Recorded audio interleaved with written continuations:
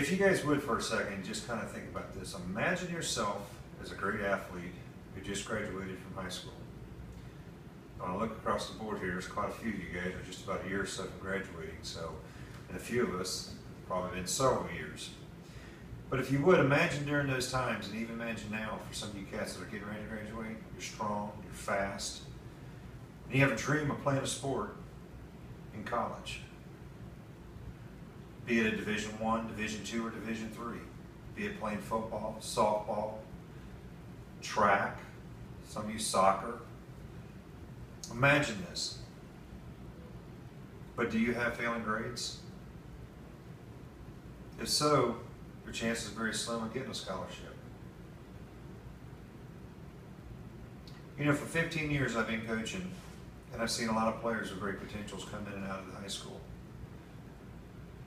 Some become Friday night memories, but then there are those others who show and demonstrate good ethics, not only on the field, but also in the classroom. And they go beyond high school. They play a sport in college, and some have become legends because of it. Student athletes should maintain good grades if they want to play sports in college. With good grades, there is nothing they can do, and college doors will open. The question is, do you have what it takes to maintain them? What's ironic is, according to National College of Athletic Association, better known as NCAA, only about 1 out of 50 athletes in high school will receive a college sports scholarship. Only 1 out of 50. So if you can look at the numbers, for some of you guys are in sports now, 1 out of 50 are going to get that offer. Okay? When you look at the coaches and what they're looking for now, it's not just the athletes. It's not just the athletic ability. They're also looking for the abilities in the classroom. How well you perform, your dedication there. Because most often your dedication in the classroom is kind of going to determine or predetermine what your dedication is going to be on the field. And so now coaches at colleges and recruiters, they're taking both into account because that makes a complete package to them. Most not only good athletic ability, but also academics. Students now must maintain a grade point average of 2.3. You know, up until 2016, grades were 2.0. Now in 2016, colleges have upped that level to 2.3 as their requirement. Most have to have at least 400 on the SAT score. The importance of having dedication in the classroom is that college recruiters have a limited number of scholarships. Athletics is good, but needs a scholarship to play. If grades are bad, they're not going to receive a scholarship. If grades are good, then students get athletic scholarships. Let me explain it to you for a second. You can imagine for a second, you got a guy here who's sitting with a phenomenal athletic record. You know, he's produced many touchdowns, he's scored, he's done all these great accolades on defense, and so he becomes highly recruited to a college. But the problem is he's only got a 2.0 grade average. But then you got this cat over here who's an average ball player, but he's got a 4.0. Who do you think they're going to invest in? They would love to have that stud, but because of his grade average, they're not going to take him. What they're going to do is they're going to take that average athlete with 4.0. Why is that? It's because it's an investment for them. They want to see success in the classroom just as much as they want success on the field. Because ultimately, at the end of the day, if you're getting a scholarship, be it through athletics or be it through academics, which is, believe it or not, 90% of how most sports scholarships are obtained is really through academics. So when you look at the grade point average and you're thinking about, okay, the college is going to invest in me, well, is he going to invest in 2.0 or 4.0? That 4.0 shows you got dedication in the classroom. That 4.0 shows you got the work ethics to put it all together to have that kind of grades.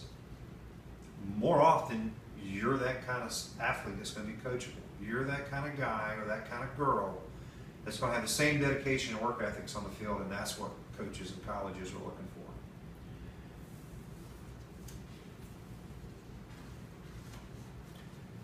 When you look at what we got to accomplish, you got to set goals in order to get there, and you got to understand the pitfalls. Most athletes come into high school during the 9th grade year thinking it's new to them. They just come out of middle school, they're ready to just break out. They get to high school and they think, oh man, this is exciting. We got freedom in class. You know, we get to interchange. We get to go from one end of the building to the other end. We get a little bit more freedom. We get different picking lunches. All this stuff we get caught up into. And then we get caught up into the peers. We get caught up into the pressures that go along with it, the social academics. All those things affect how you perform in class. All those things affect how you perform in school. If you fall behind in the 9th grade, you're going to spend the next 3 years trying to catch up, which means you're going to affect your grade point average starting day one. Ultimately, at the end of the day, that's going to affect your scholarship. How many of you guys are interested in getting a scholarship? I bet. And you know your moms would love for you to have a scholarship, and your dad as well, because how much money is it going to save them if they're able to obtain that scholarship through academics or athletics? Quite a bit of money.